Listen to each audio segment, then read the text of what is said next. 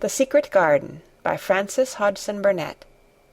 Chapter 23. Magic.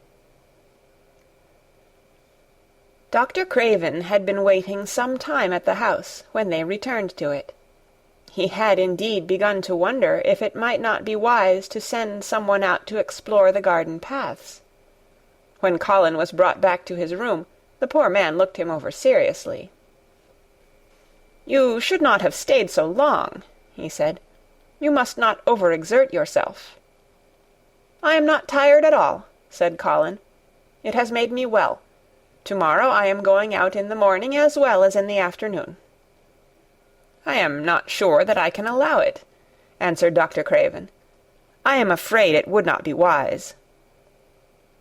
"It would not be wise to try to stop me," said Colin quite seriously. "I am going." Even Mary had found out that one of Colin's chief peculiarities was that he did not know in the least what a rude little brute he was, with his way of ordering people about. He had lived on a sort of desert island all his life, and as he had been the king of it, he had made his own manners, and had had no one to compare himself with. Mary had indeed been rather like him herself, and since she had been at Misselthwaite, had gradually discovered that her own manners had not been of the kind which is usual or popular. Having made this discovery, she naturally thought it of enough interest to communicate to Colin. So she sat and looked at him curiously for a few minutes after Dr. Craven had gone. She wanted to make him ask her why she was doing it, and of course she did. "What are you looking at me for?" he said. "I'm thinking that I am rather sorry for Dr. Craven." "So am I," said Colin calmly, but not without an air of some satisfaction. "He won't get Misselthwaite at all, now I'm not going to die." "I'm sorry for him because of that, of course," said Mary. "But I was thinking just then that it must have been very horrid to have had to be polite for 10 years to a boy who was always rude. I would never have done it." "Am I rude?" Colin inquired undisturbedly. "If you had been his own boy, and he had been a slapping sort of man," said Mary, "he would have slapped you." "But he daren't," said Colin. "No, he daren't," answered Mistress Mary, thinking the thing out quite without prejudice. "Nobody ever dared to do anything you didn't like, because you were going to die and things like that. You were such a poor thing." "But," announced Colin stubbornly, "I am not going to be a poor thing. I won't let people think I'm one. I stood on my feet this afternoon." "It is always having your own way that has made you so queer," Mary went on, thinking aloud. Colin turned his head, frowning. "Am I queer?" he demanded. "Yes," answered Mary, "very. But you needn't be cross," she added impartially, "because so am I queer, and so is Ben Weatherstaff. But I am not as queer as I was before I began to like people, and before I found the garden." "I don't want to be queer," said Colin. "I am not going to be." And he frowned again with determination. He was a very proud boy. He lay thinking for a while, and then Mary saw his beautiful smile begin, and gradually change his whole face. "I shall stop being queer," he said, "if I go every day to the garden. There is magic in there, good magic, you know, Mary. I am sure there is." "So am I," said Mary. "Even if it isn't real magic," Colin said, "we can pretend it is. Something is there, something." "It's magic," said Mary, "but not black. It's as white as snow." They always called it magic. And indeed it seemed like it in the months that followed, the wonderful months, the radiant months, the amazing ones. Oh, the things which happened in that garden! If you have never had a garden, you cannot understand.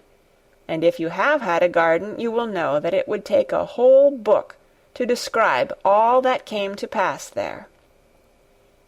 At first it seemed that green things would never cease pushing their way through the earth, in the grass, in the beds, even in the crevices of the walls.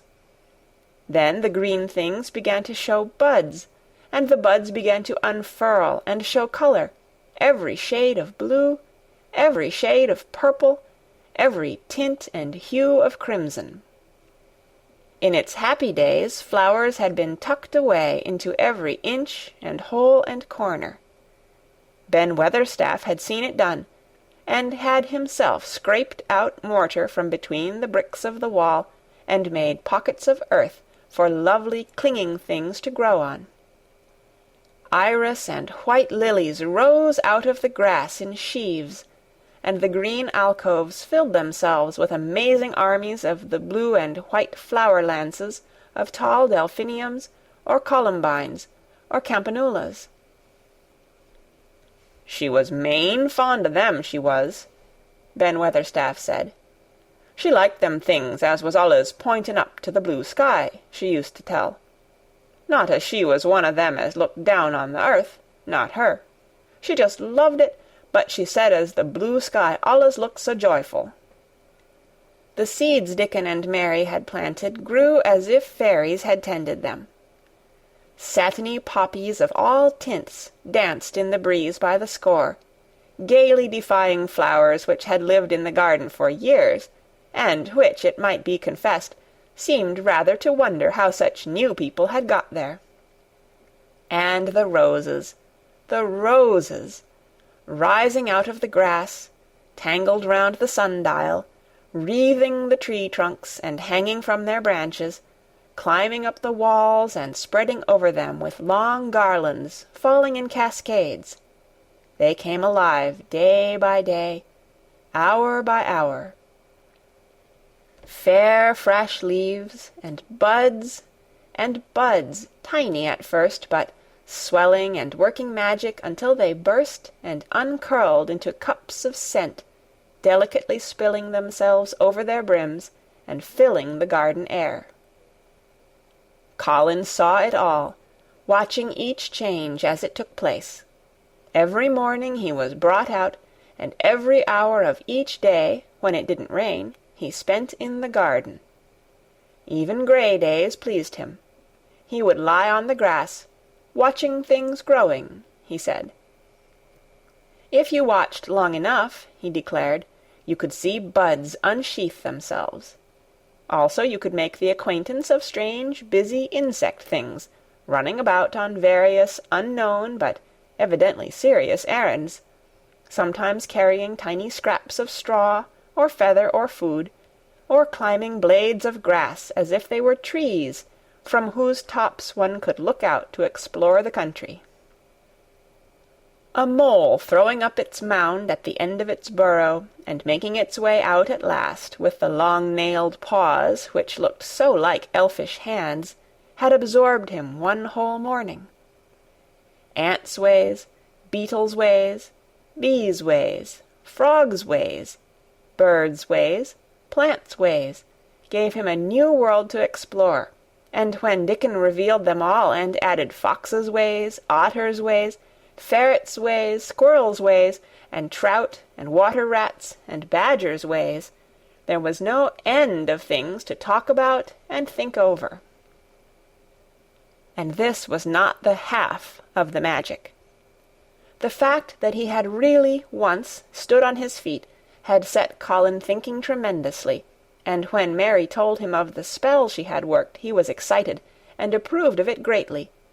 He talked of it constantly. "Of course there must be lots of magic in the world," he said wisely one day. "But people don't know what it is like, or how to make it.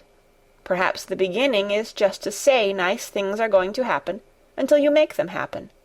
I am going to try and experiment." The next morning, when they went to the secret garden, he sent at once for Ben Weatherstaff. Ben came as quickly as he could, and found the Rajah standing on his feet under a tree, and looking very grand, but also very beautifully smiling.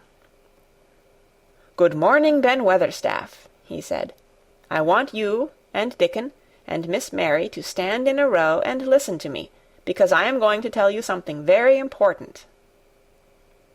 "Aye, aye, sir," answered Ben Weatherstaff, touching his forehead. One of the long-concealed charms of Ben Weatherstaff was that in his boyhood he had once run away to sea and had made voyages, so he could reply like a sailor. "I am going to try a scientific experiment," explained the Rajah. "When I grow up, I am going to make great scientific discoveries, and I am going to begin now with this experiment." "Aye, aye, sir," said Ben Weatherstaff promptly, though this was the first time he had heard of great scientific discoveries. It was the first time Mary had heard of them either, but even at this stage she had begun to realize that, queer as he was, Colin had read about a great many singular things, and was somehow a very convincing sort of boy. When he held up his head and fixed his strange eyes on you, it seemed as if you believed him almost in spite of yourself, though he was only 10 years old, going on 11. At this moment he was especially convincing because he suddenly felt the fascination of actually making a sort of speech, like a grown-up person. "The great scientific discoveries I am going to make," he went on, "will be about magic. Magic is a great thing, and scarcely anyone knows anything about it, except a few people in old books, and Mary a little, because she was born in India, where there are fakirs. I believe Dickon knows some magic, but perhaps he doesn't know he knows it. He charms animals and people. I would never have let him come to see me if he had not been an animal charmer, which is a boy charmer too, because a boy is an animal. I am sure there is magic in everything, only we have not sense enough to get hold of it and make it do things for us, like electricity and horses and steam." This sounded so imposing that Ben Weatherstaff became quite excited and really could not keep still. "Aye, aye, sir," he said, and he began to stand up quite straight. "When Mary found this garden, it looked quite dead," the orator proceeded. "Then something began pushing things up out of the soil and making things out of nothing. One day things weren't there, and another they were. I had never watched things before, and it made me feel very curious. Scientific people are always curious, and I am going to be scientific. I keep saying to myself, 'What is it? What is it?' It's something. It can't be nothing. I don't know its name, so I call it magic. I have never seen the sun rise, but Mary and Dickon have, and from what they tell me I am sure that is magic too. Something pushes it up and draws it. Sometimes, since I've been in the garden, I've looked up through the trees at the sky, and I have had a strange feeling of being happy, as if something were pushing and drawing in my chest, and making me breathe fast. Magic is always pushing and drawing and making things out of nothing. Everything is made out of magic, leaves and trees, flowers and birds, badgers and foxes and squirrels and people. So it must be all around us. In this garden, in all the places. The magic in this garden has made me stand up and know I am going to live to be a man. I am going to make the scientific experiment of trying to get some and put it in myself, and make it push and draw me and make me strong. I don't know how to do it, but I think that if you keep thinking about it and calling it, perhaps it will come. Perhaps that is the first baby way to get it. When I was going to try to stand that first time, Mary kept saying to herself as fast as she could, 'You can do it, you can do it.' And I did. I had to try myself at the same time, of course, but her magic helped me, and so did Dickon's. Every morning and evening, and as often in the daytime as I can remember, I am going to say, 'Magic is in me. Magic is making me well. I am going to be as strong as Dickon, as strong as Dickon.' And you must all do it too. That is my experiment. Will you help, Ben Weatherstaff?" "Aye, aye, sir," said Ben Weatherstaff. "Aye, aye."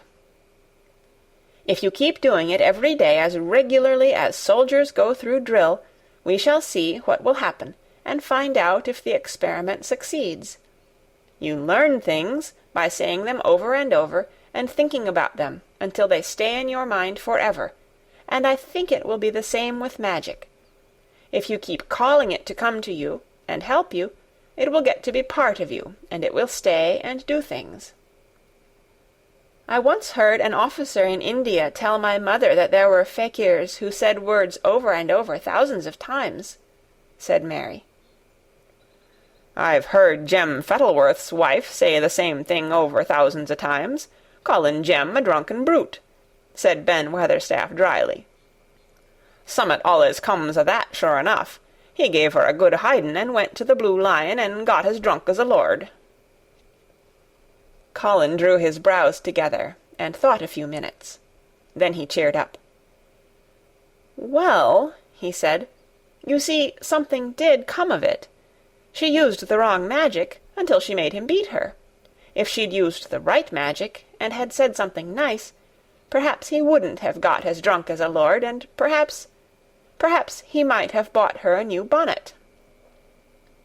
Ben Weatherstaff chuckled, and there was shrewd admiration in his little old eyes. "Thou'rt a clever lad as well as a straight-legged one, Mester Colin," he said. "Next time I see Bess Fettleworth, I'll give her a bit of a hint o' what magic will do for her. She'd be rare and pleased if the scientific experiment worked, and so 'ud Jem." Dickon had stood listening to the lecture, his round eyes shining with curious delight. Nut and Shell were on his shoulders, and he held a long-eared white rabbit in his arm, and stroked it softly, while it laid its ears along its back, and enjoyed itself. "Do you think the experiment will work?" Colin asked him, wondering what he was thinking. He so often wondered what Dickon was thinking when he saw him looking at him or at one of his creatures with his happy wide smile. He smiled now, and his smile was wider than usual. "Aye," he answered, "that I do. It'll work same as the seeds do when the sun shines on 'em.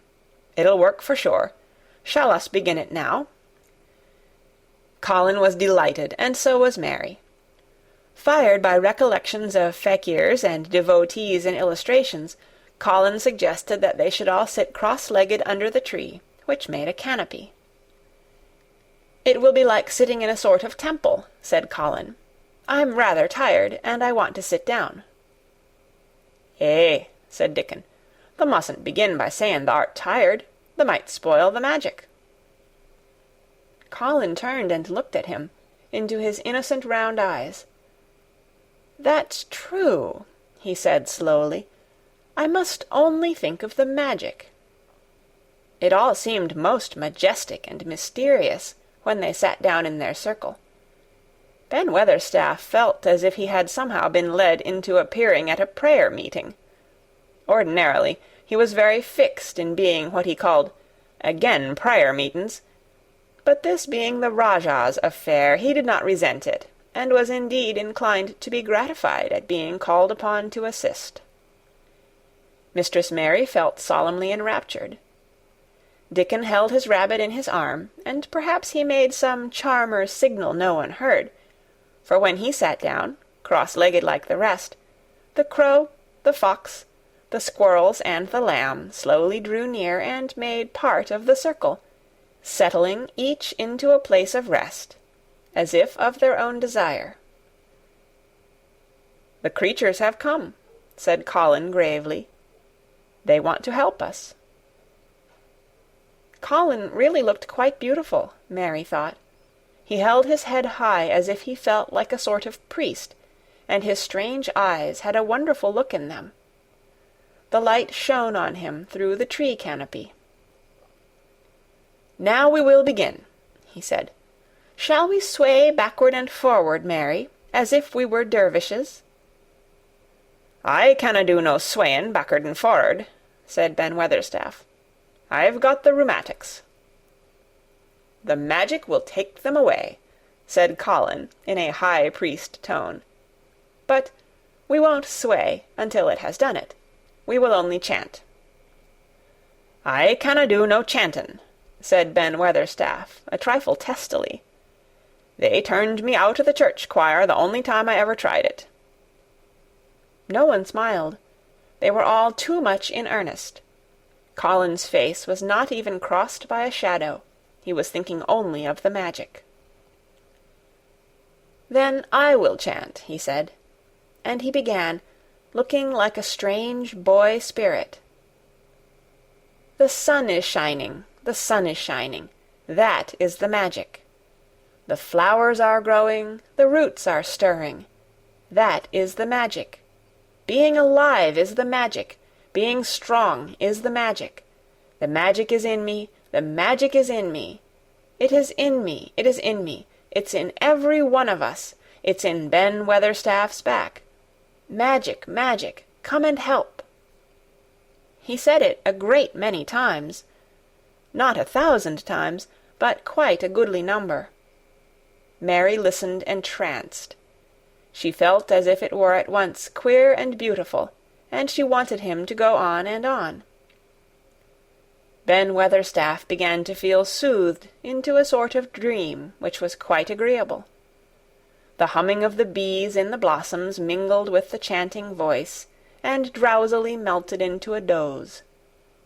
Dickon sat cross-legged with his rabbit asleep on his arm, and a hand resting on the lamb's back.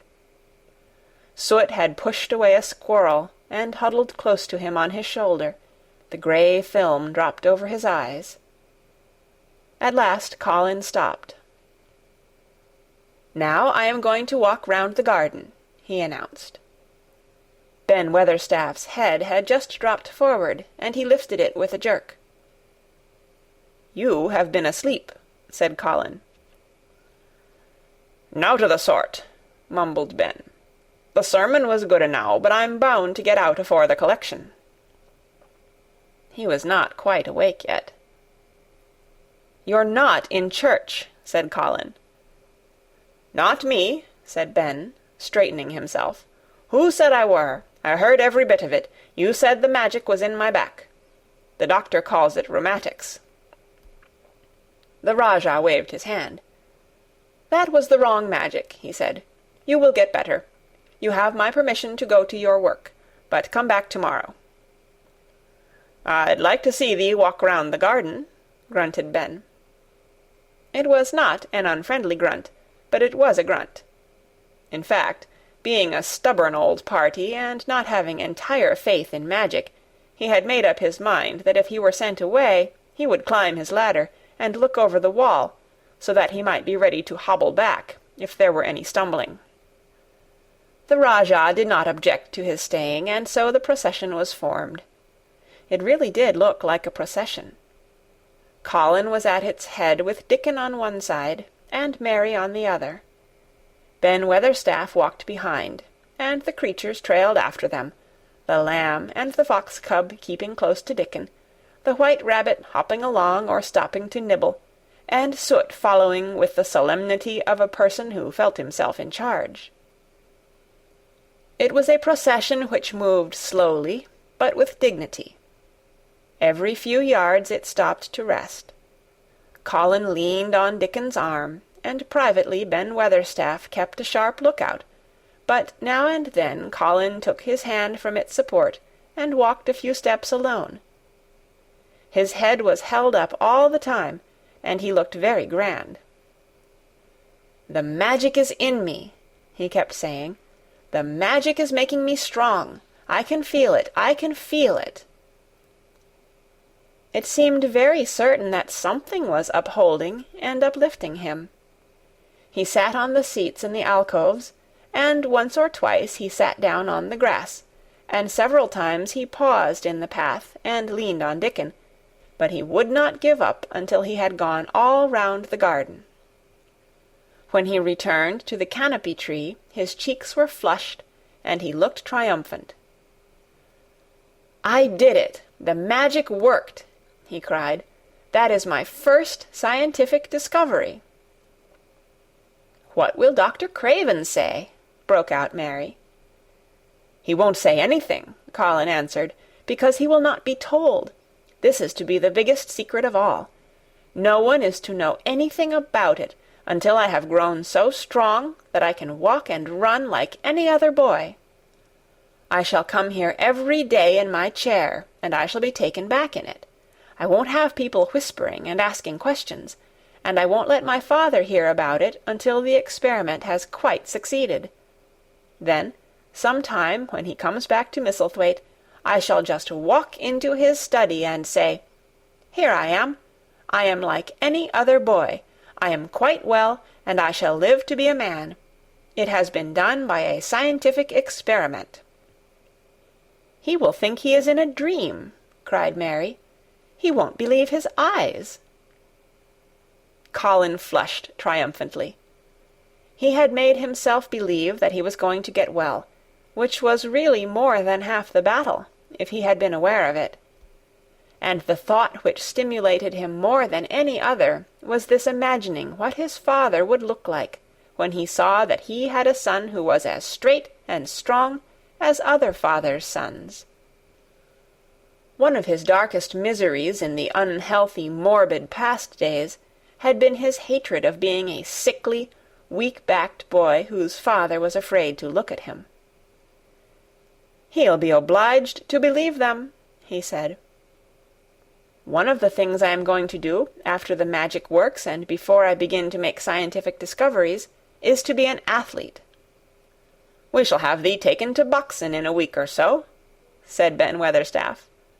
"Thou'lt end wi' winning the belt and being champion prize-fighter of all England." Colin fixed his eyes on him sternly. "Weatherstaff," he said, "that is disrespectful. You must not take liberties because you are in the secret. However much the magic works, I shall not be a prize-fighter. I shall be a scientific discoverer." Ax pardon, sir," answered Ben, touching his forehead in salute. "I ought to have seed it wasn't a joking matter." But his eyes twinkled, and secretly he was immensely pleased.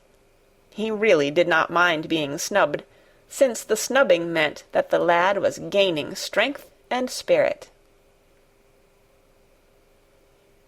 End of Chapter 23.